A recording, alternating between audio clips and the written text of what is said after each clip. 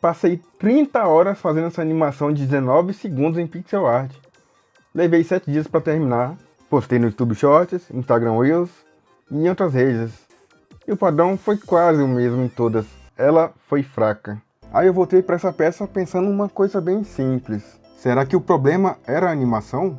Ou será que essa ideia já não nasceu boa para short? Eu sei que não é a questão de animação demorada que não funciona, porque eu já tive outra animação trabalhosa que foi muito melhor. Então aqui tinha alguma coisa errada. O primeiro problema talvez seja começando antes da edição. Essa animação nasceu muito mais de clima, ritmo e sensação do que uma premissa forte para short. E hoje eu acho que isso pesou muito. Quando eu fui olhar a retenção, uma coisa ficou bem clara. O vídeo começou perdendo gente cedo. E depois foi vazando quase o tempo todo. E eu abri com a lua e nuvens, e em outro contexto isso é a atmosfera. Em short, isso pode ser tempo demais sem a promessa principal aparecer. E teve outro problema também.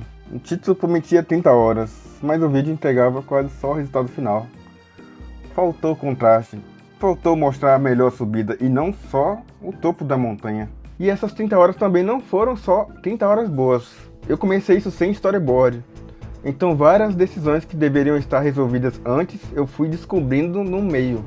Boa parte desse tempo foi retrabalho, ideia surgindo do nada, sem planejamento. Mas eu também não acho justo tratar isso como um fracasso total, porque mesmo com números baixos, teve gente que comentou coisas muito boas sobre essa animação. As mensagens de vocês me tocaram de verdade, então eu realmente agradeço por vocês terem comentado naquele vídeo.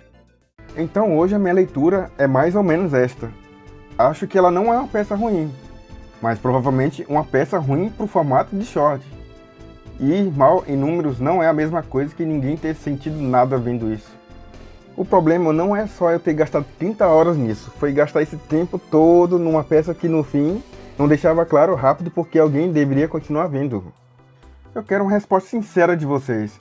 Se esse short aparecesse no teu feed, você pararia na lua? Ou só passaria direto antes, depois da personagem aparecer?